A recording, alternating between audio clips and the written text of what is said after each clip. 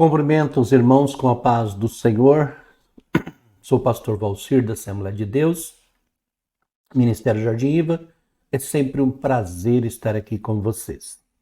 Hoje nós falaremos da lição de número 5, que será número 5, que tem por título A Missão da Igreja de Cristo. E aí nós temos algumas perguntas que nortearão a nossa lição. Qual é a principal missão da igreja? A igreja está provocando edificação mútua nos crentes. E a comunhão fraternal e a atuação social está sendo geridas, produzidas? Então é nestes assuntos que nós aprofundaremos nesta lição.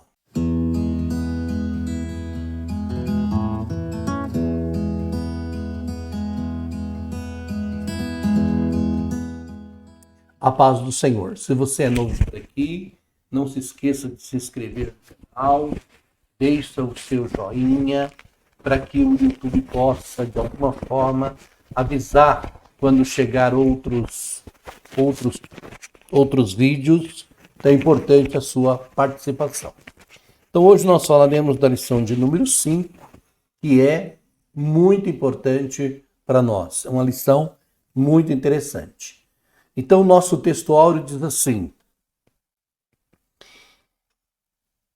E perseveravam na doutrina dos apóstolos e na comunhão, e no partir do pão, e nas orações. Está lá em Atos 2:42. Então, esta era a igreja primitiva, ela estava firme nesses pontos colocados aqui. Na doutrina dos apóstolos, na comunhão e no partir do pão. Então, eles estavam ligados às escrituras, que era o que os apóstolos ensinavam. Eles estavam unidos entre si e eles também tinham o prazer de dividir o que possuíam. Os corações estavam abertos para a bondade e eles também participavam juntos nas orações.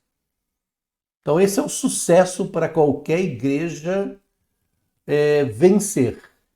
É permanecer firme na doutrina, que é nas escrituras, é ter o prazer de estar em comunhão, vivendo tudo em comum, ter o prazer de dividir o que você tem e também estar firme nas orações. A nossa verdade prática diz assim: como o sal fora do saleiro cumpre a sua função de salgar, assim a igreja, quando adora e discipula, testemunha dos insondável riqueza de Cristo. Então é importante que a igreja, como sal da terra, ela possa cumprir a sua missão, que é salgar. Quando a gente fala que a igreja é o sal da terra, que nós consideramos que o mundo já está praticamente em decomposição. E para preservar isto, temos que ter a igreja. A igreja como exemplo, a igreja que anda na palavra, a igreja que tem o prazer em dividir, a igreja que está sempre orando. Muito bem. O nosso texto bíblico básico está lá em Marcos 16, 14 ao 20 e Atos 2, 42 ao 47. Vou ler apenas o primeiro verso, que é uma leitura extensa. Finalmente apareceu aos 11, estando eles assentados juntamente, e lançou-lhes em rosto a sua incredulidade e dureza de coração, por não haverem crido nos que o tinham visto já ressuscitado. Então, primeiro ele apareceu a Maria. Maria anunciou, os apóstolos não acreditaram. Depois ele apareceu para 2 no caminho de Emaús. Esses também anunciaram e os apóstolos também não creram neles. Então, Jesus, quando os encontram, ele realmente chama a atenção dos apóstolos, porque eles foram tão incrédulos e não acreditar naqueles que antes os anunciaram. Muito bem. E a segunda leitura está em Atos 2, 42 a 47. Vou ler o verso 42, é realmente a leitura do nosso texto áureo, mas faço questão de repeti-la. E perseveravam na doutrina dos apóstolos, e na comunhão, e no partir do pão, e nas orações. Então, nesta lição aí, o que a gente pretende, dentro da nossa introdução, é aprofundar realmente o estudo aí acerca da missão deixada aí para a Igreja de Cristo. Então nós vamos olhar as últimas palavras do Senhor Jesus. Então é importante aí que o Senhor observarmos o que ele disse, né? Que ele deixou aí a missão de proclamar o Evangelho, de falar da sua palavra e de por todo o mundo e pregai o Evangelho a toda criatura. Então, a igreja está cumprindo essa missão? A igreja está participando da grande comissão deixada aí pelo seu fundador, né, Jesus Cristo? Porque lá em Mateus 28, 19 diz assim, olha, eu já até citei aqui, mas, portanto, ide, ensinai todas as nações, batizando-as em nome do Pai, do Filho e do Espírito Santo. Então a palavra-chave é a grande comissão. Primeiro tópico. A nossa lição vai dividir hoje em 3 tópicos. O primeiro tópico, pregação e instrução. O segundo tópico, adoração e edificação. E o terceiro tópico, comunhão e socialização. Então dá para a gente perceber aqui que ela está falando da pregação, pregar e instruir, está falando de adorar e edificar, e está falando de comunhão e socialização. Então nós temos aqui uma divisão muito inteligente, né? Feita aí pelo pastor que nos trouxe esse comentário aqui, que é o pastor, deixa eu até pegar aqui, que é o pastor José Gonçalves, né? Então, o pastor José Gonçalves, ao trazer isso para nós, ele coloca dessa maneira. Lembrando que na lição de número 1, nós estudamos a origem da igreja. Na lição 2, nós estudamos imagens bíblicas da igreja. Na lição 3, nós falamos sobre a natureza da igreja. E na lição 4, falamos sobre a igreja e o reino de Deus. E nessa lição 5, nós vamos falar sobre a missão da igreja de Cristo. Então, olha que interessante, né? A missão da Igreja de Cristo. Então, quero a sua atenção para a gente prosseguir neste ponto importante. Então, o primeiro tópico nosso é pregação e instrução. E quando a gente pega o primeiro subtópico, a gente diz proclamando as boas novas. Então, a igreja ela foi fundada por Cristo. Olha o que diz em Mateus 16, verso 18. Ele diz assim, pois também eu te digo que tu és Pedro, e sobre esta pedra edificarei a minha igreja, e as portas do inferno não prevalecerão contra ela. Então essa expressão foi dita, tá?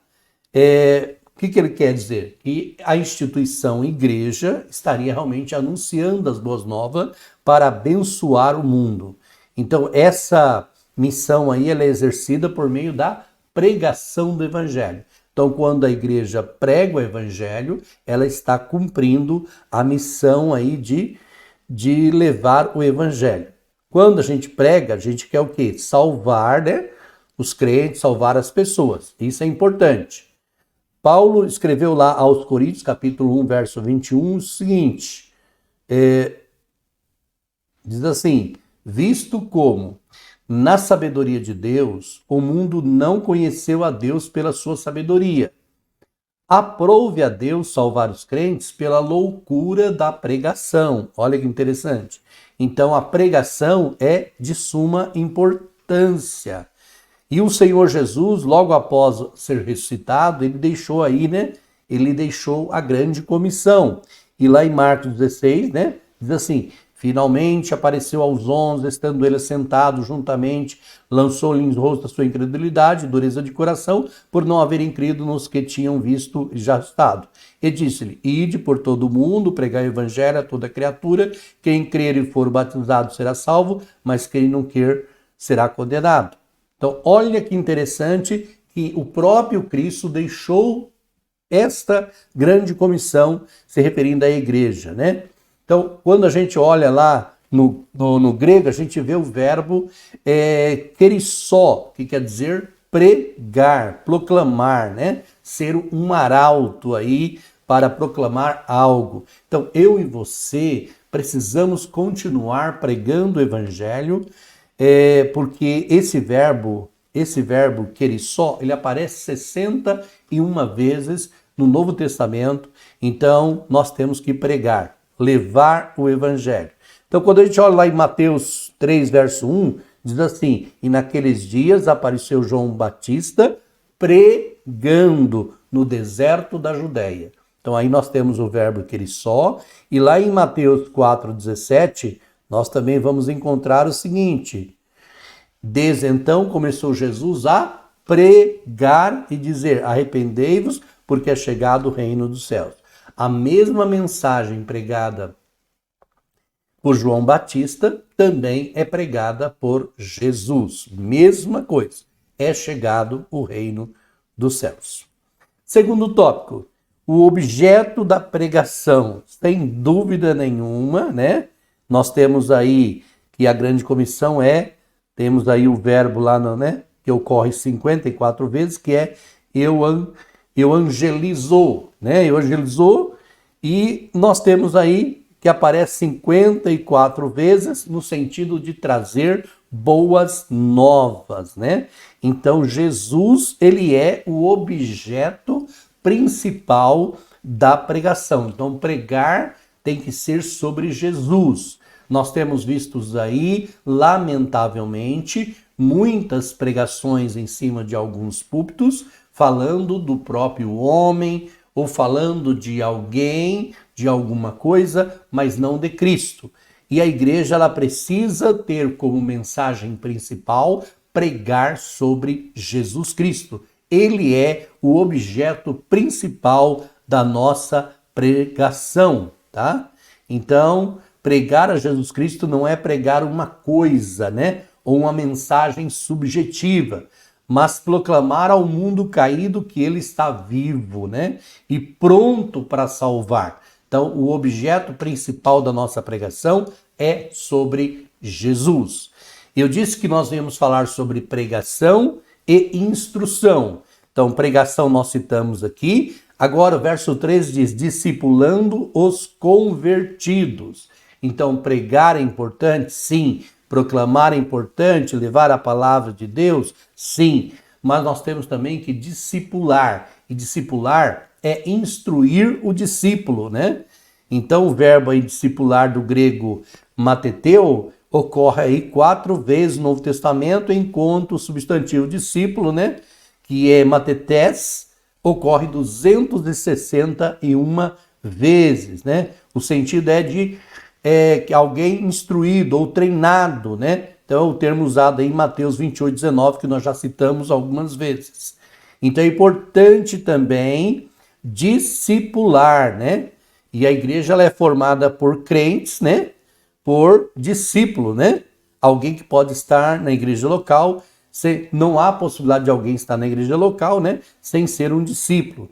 Então, este é alguém que é capaz de produzir e passar para outrem o que aprendeu e viveu por meio de Cristo. Então, nossas experiências, nossa vivência e principalmente o conhecimento daqueles que sabem mais, de conhecem mais, tem a missão de discipular os que estão iniciando, que estão começando. Então, a Igreja de Cristo, nesse tópico, foi fundada aí por Jesus Cristo, a propósito de abençoar o mundo, né, por meio da pregação do Evangelho e do discipulado, né, em palavras, em ações, que é o testemunho diário, né? E o nosso segundo tópico aqui diz adoração e edificação. Então nós já vimos pregação e discipulado, né? Que nós falamos aqui, pregação e instrução. E agora nós vamos à adoração e edificação. E o primeiro tópico vai dizer assim para nós: uma igreja adoradora, ou glória, né? Então, no contexto bíblico, isso significa que devemos dar glória que é devida somente a Deus, né? Então, nós temos que tirar a atenção de nós, né? E voltar para Deus, ok? Então é importante a adoração. O comentarista diz claramente aqui, né? Adoração, olha, a adoração tem a ver com o nosso serviço a Deus. Não é algo que se faz apenas no momento do culto público ou privativamente. Então, olha o que diz lá. Então, é tirar a atenção de nós mesmos. Por isso que, olha o que diz aqui Mateus 4:10. Então disse-lhe Jesus: vai-te, Satanás, porque está escrito: ao Senhor teu Deus adorarás e só a ele servirás. O inimigo está usando de muita artimanha para tentar colocar aí situações onde as pessoas ficam atraindo atenção somente para elas. Mas nós temos aqui que levar em consideração que não é este o caminho, ok? Então nós precisamos agir aí no sentido de adorar, né? Tem a ver com a nossa maneira de ser, agir e viver. É viver a vida para Deus. Então esse é o sentido do termo grego latreia, que é traduzido como adorar. Então o apóstolo roga à igreja presente, né? Um sacrifício vivo, santo e agradável a Deus. Olha lá, Romanos 12, verso 1, ó. Deixa claro: rogo-vos, pois, irmão, pela compaixão de Deus, que apresenteis o vosso corpo em sacrifício vivo, santo e agradável a Deus, que é o vosso culto racional. O que é isso? Isso é adorar. E a igreja, ao ir à casa do Senhor, ela vai no sentido de adorar, ok? Então, a palavra culto aí nesse texto traduz também do grego latreia. O sentido é o de um serviço prestado a Deus de forma consciente e integral. É viver totalmente para o Senhor. Então a primeira coisa, a comunidade tem que ser adoradora. A igreja tem que ter o prazer de estar na casa do Senhor para adorar. Amém? Segundo tópico, segundo subtópico diz uma comunidade edificadora. Então a igreja ela proclama, né? Ela adora, mas também ela é edificadora, né? Vem aí do grego oikidomé, que é traduzido como edificar. Então, no sentido literal de construir um edifício. E metaforicamente, né? Se a gente for analisar, fala aí de um crescimento espiritual. Então, a gente acredita que o crente ele inicia com o momento em que ele aceita Jesus, mas com o passar do tempo, com a leitura bíblica, com a prática da vida cristã, ele vai crescendo espiritualmente. Então, metaforicamente, é como se fosse construindo um edifício. Então, nós vamos ver Paulo e alguns outros, né, Pedro também falando, que muitas vezes ele queria conversar de uma forma com as pessoas que aceitaram Jesus achando que elas já eram adultos, e ele vai usar a expressão que eram crianças, né? Leitinho, precisando de leite ainda. Então, nós precisamos crescer, né? Por isso que é importante ser uma igreja edificadora. Olha que interessante, tá? Edificadas, lá em Mateus 7:24 diz assim, olha, o próprio Cristo falando: todo aquele, pois, que escuta as minhas palavras e as pratica, assemelhá-lo-ei ao homem prudente que edificou a sua casa sobre a rocha. O que nós temos aqui?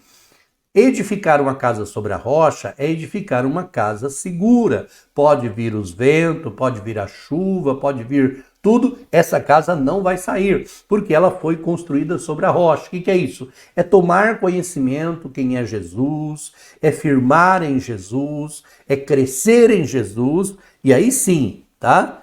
E nós temos aí, esse é o primeiro primeiro significado. O segundo está em Efésios 4:12, olha o que diz lá. Querendo o aperfeiçoamento dos santos para a obra do ministério, para a edificação de Cristo. Na igreja nós temos pastores, doutores, né? Evangelistas. Para que tudo isso? Para que haja edificação das pessoas, né? Então, Paulo vai dizer claro aí, ó, apóstolos, profetas, evangelistas, pastores, mestres, né? Tudo isso visando o quê? A edificação do corpo de Cristo, né? Edificação do corpo de Cristo. Então é importante aí a questão da edificação do corpo de Cristo, ok? Muito bem. E resumindo então, a genuína adoração e edificação mútua é fruto aí de uma vida de adoração e serviço a Deus em contínuo crescimento. E nós temos aí o tópico 3, que fala agora de comunhão e socialização, né? Primeira coisa, a fé na esfera fraternal, né? Então, um dos pilares aí da igreja primitiva estava na comunhão, né? Nós lemos lá sobre isso, mas vamos citar de novo para lembrar. E perseveravam na doutrina dos apóstolos e na comunhão e no partir do pão e nas orações, tá? Então a palavra grega aí é koinonia, que é traduzida aí como comunhão, que aparece aí 19 vezes no Novo Testamento. E o seu sentido é parceria, participação, comunhão espiritual, né? Então nós temos aí, se somos cristãos e andamos realmente no Evangelho, nós precisamos viver em comunhão. João escrevendo aí, ele diz assim, olha, mas se andarmos na luz, como ele na luz está, temos comunhão uns com os outros, e o sangue de Jesus Cristo, seu Filho, nos purifica de todo o pecado. Olha que interessante. Então, onde não há aí comunhão entre os crentes, também não há, né, uma igreja solidamente edificada, tá? Não há, portanto, a igreja onde seus membros vivem isolados, né, e não mantêm comunhão uns com os outros. Então é importante que os membros mantenham comunhão. Segundo tópico, unidade e fraternidade. Olha que interessante, né? Então a igreja no Novo Testamento, ela se manifesta aí por meio da unidade e fraternidade. João escrevendo na sua carta, ele diz, e que vimos e ouvimos, isso vos anunciamos, para que também tenhais comunhão conosco, e a nossa comunhão é com o Pai e com o seu Filho, Jesus Cristo. Então, o próprio Jesus, lá no capítulo 17 de João, na sua oração sacerdotal, ele vai falar sobre isso, né? Olha, no verso 17, capítulo 17, verso 21, ele diz, para que todos sejam um, como tu, ó Pai, o és em mim, e eu em ti, que também eles sejam um em nós, para que o mundo creia que tu me enviaste. Olha que interessante. E um dos grandes problemas da igreja atual é realmente essa quebra da união, tá? Então, o inimigo está fragmentando a igreja, né? Está havendo aí uma fragmentação no corpo de Cristo.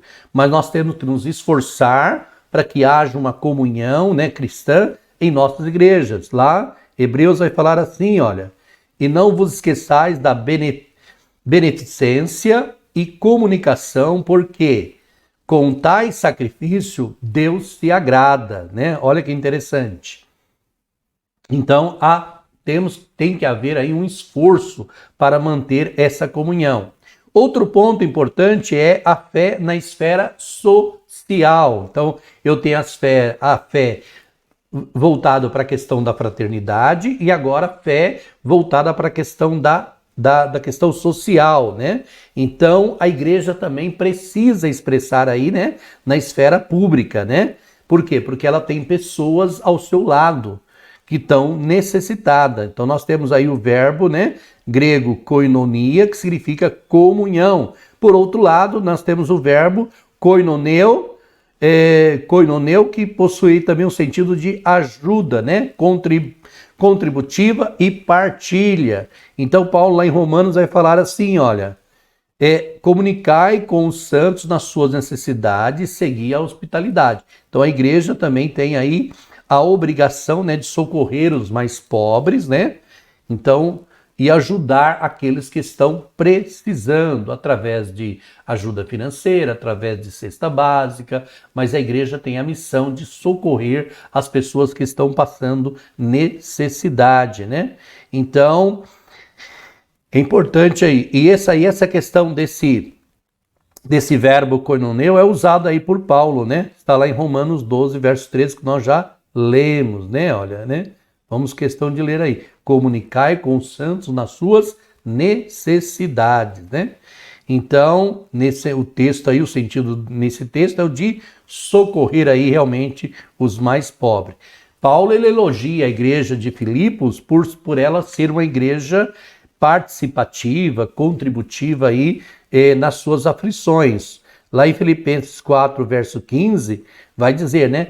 E bem, sabeis também vós, filipenses, que no princípio do evangelho, quando parti da Macedônia, nenhuma igreja comunicou comigo com respeito a dar e receber, senão vós somente. Olha aí Paulo agradecendo a igreja de Filipos por ela ser uma igreja contributiva, que tem prazer em partilhar, em ajudar. Então a igreja também tem que ter esta característica, né, de ajudar, tá? Não é só matar a fome, né, deixando aí os pobres vazios de Deus, mas levar também o evangelho aí, né? Então é na verdade o exercício da fé cristã na sua integralidade, né? Então, além de levar o evangelho, também ajuda na questão financeira. Porque não adianta você falar assim, olha, vai em paz, mas ele fala, eu vou em paz, mas com fome. Uma vez eu fui entregar um folheto para um rapaz, eu tive essa experiência não muito boa. E eu disse, olha, aqui um folhetinho do evangelho e tal. Ele falou, moço, eu não quero papel, eu quero comida. Então, olha a situação. Então, a igreja ela precisa também ter essa preocupação, né? Então não dá para exercer a fé e esquecer dos mais carentes, dos mais pobres, né? Então, importante. Olha o que Jesus diz lá. Ele diz claramente lá em Mateus 25, ó, porque tive fome e deste-me de comer, tive sede e deste-me de beber, era estrangeiro e hospedaste-me, estava nu e vestiste-me, adoeci e visitaste-me, estive na prisão e foste ver. Isso lá no capítulo 25, verso 35 e 36. E aí há uma pergunta, né? Há uma pergunta dizendo assim, então os justos lhes responderão, dizendo, Senhor, quando te vimos com fome e te demos de comer, ou com sede e te demos de beber? E quando te vimos estrangeiro e te hospedamos, ou nu e te vestimos? E quando te vimos enfermo ou na prisão e fomos ver-te? E respondendo o rei disse, em verdade vos digo, quando fizeste a um desses pequeninos irmãos, a mim o fizeste. Então, quando você ajuda alguém, Jesus pega essa ajuda como se fosse para ele, né? Olha que interessante. Então, nós temos aí que o modelo de igreja somos, né? Quando poucos têm muito e quando muitos... olha só, que modelo de igreja somos quando poucos têm muito e muitos têm tão pouco. Então o apóstolo exorta aí a igreja a tentar para isso, né? Tiago 2, versos diz assim, e se o irmão ou a irmã estiverem nus e tiverem falta de mantimento cotidiano e algum de vós lhe disser, ide em paz, aquentai-vos e fartai-vos, e lhes não derdes as coisas necessárias para o corpo, que proveito virá daí?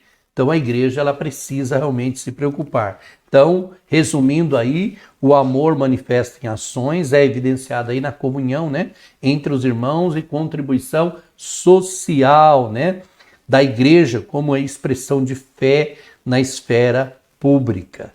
E na nossa conclusão, né, vai deixar claro para nós que a igreja aí de Cristo ela tem aí a grande missão, né, na terra, que foi para ser sal e luz, né?